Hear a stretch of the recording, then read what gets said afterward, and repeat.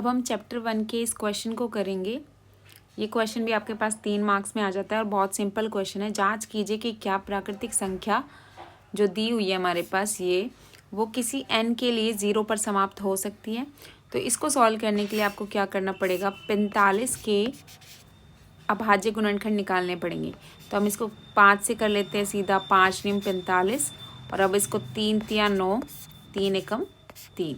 ठीक है, तो मेरे पास 45 के अभाज्य गुणनखंड हो गए 5 गुना 3 गुना 3। आप इसको आगे करके भी लिख सकते हो कि छोटे नंबर्स को पहले लिख दिया, बड़े नंबर्स को बाद में लिख दिया।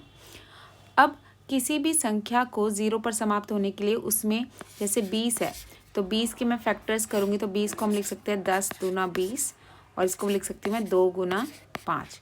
यानी कि उसके फैक्टर्स जो है उसमें क्या आना चाहिए, 2 और 5 का एक पेयर बनना चाहिए, तभी वो क्या हो जाएगा, 0 पर समाप्त होगा। यहाँ पर आपके पास 5 तो है लेकिन 2 नहीं है, तो आप लिखोगे क्योंकि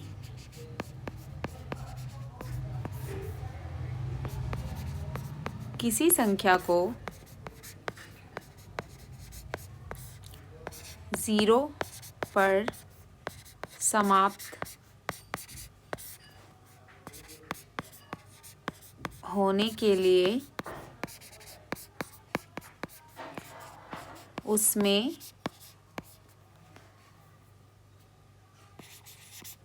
अभाज्य गुणनखंड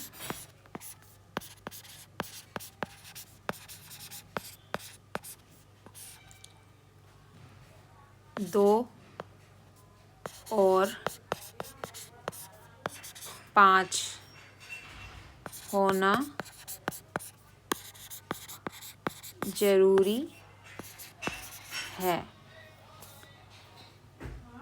तो आपके पास यहाँ पर क्या होना था, 2 होना था, तो हम ये 0 पर समाप्त नहीं हो सकती। ठीक है, यानी कि 45n, अतः 45n 0 पर समाप्त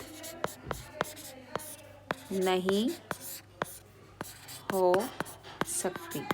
अब अगर मुझे इसको 0 पर समाप्त करना हो तो इसे किससे मल्टीप्लाई कर दूं, अगर मैं इसको 2 से मल्टीप्लाई कर दूं, ठीक है, तो मेरे पास ये क्या होगा, 0 से समाप्त हो जाएगा।